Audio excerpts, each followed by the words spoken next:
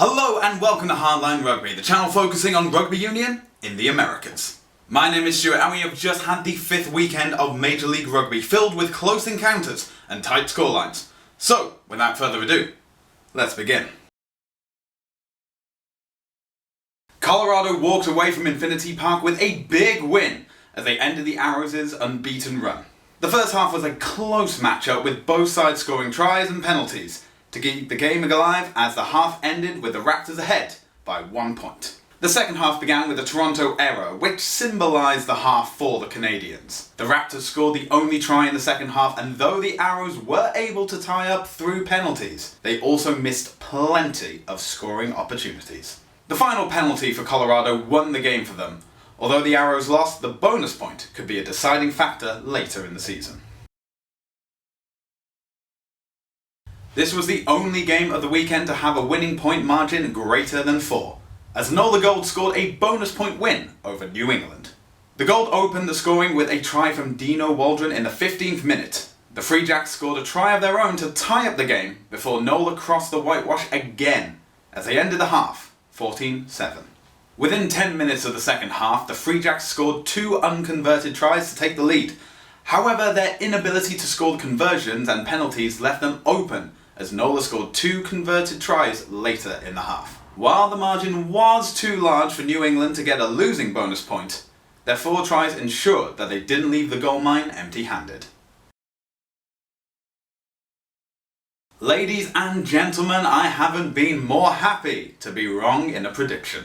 For the first time since June 2018, Austin have won a match in Major League Rugby, though they did not make it easy for themselves. An early yellow card for Austin, then conceding a penalty try, immediately put Houston in the lead. A further 10 points, and it appeared that Austin would be out of contention. However, a try towards the end of the half gave Austin some respite, as they went into the tunnel 17-7. When both teams returned to the field, the Gilgronis kept their momentum, scoring 2 tries within 10 minutes of the restart to give them the lead. Both teams exchanged penalties before, in the final minutes, a mistimed Houston lineout gave Austin possession as they wound down the clock to secure their first Major League Rugby victory of the season, and first victory in MLR for almost 2 years.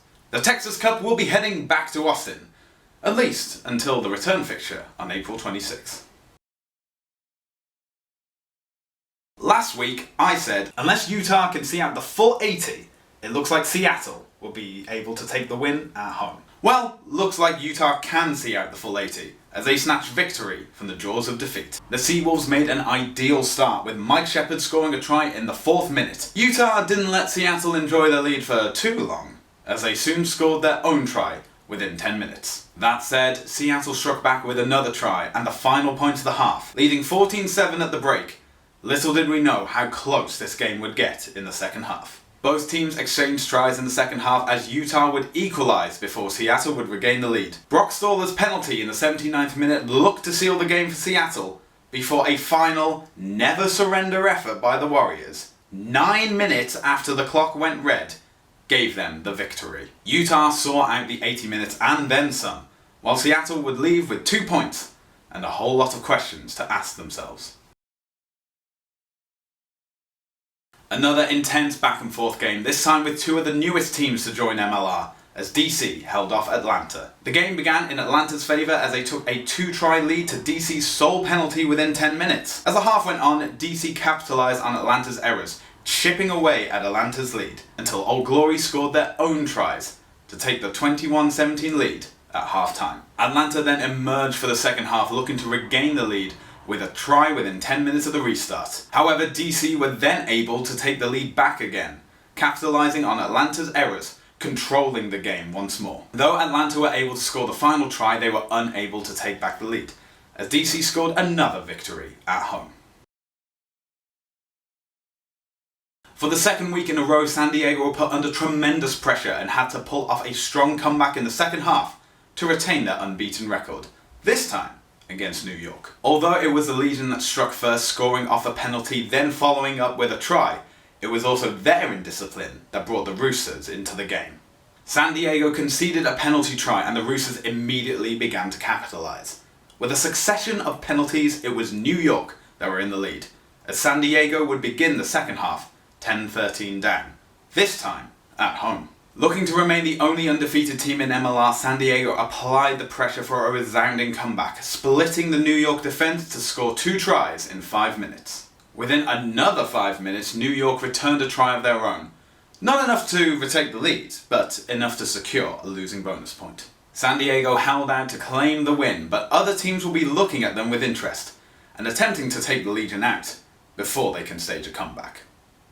Now we look ahead to round 6 and we begin the first round of bye weeks. For the next 6 rounds, 2 teams will take a bye each weekend.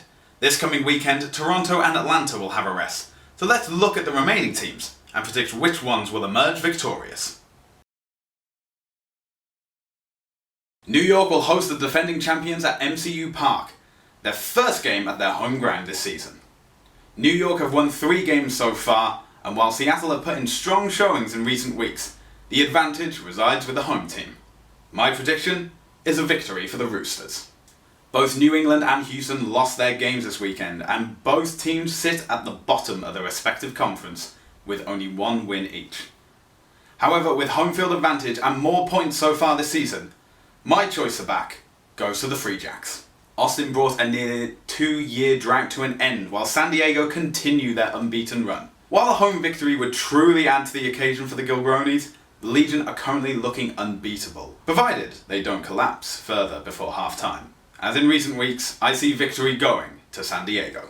Nola won by the largest margin compared to Utah winning by the tiniest margin this past week, and both will be looking to continue their winning ways this time round. Although home advantage would favour Utah, Nola have been the stronger team so far this season. My pick is the Gold. Both DC and Colorado won by minor margins this past weekend, but so far this season, it's been DC that have had the better win record. My choice is Old Glory. And those are my predictions for this coming weekend. What are your predictions? Well, leave them in the comments down below. I'll make sure to check them out. Thank you so much for watching. Make sure to like this video, subscribe to the channel if you haven't already, and make sure to hit that bell notification so you can stay up to date on all the videos of Hardline Rugby.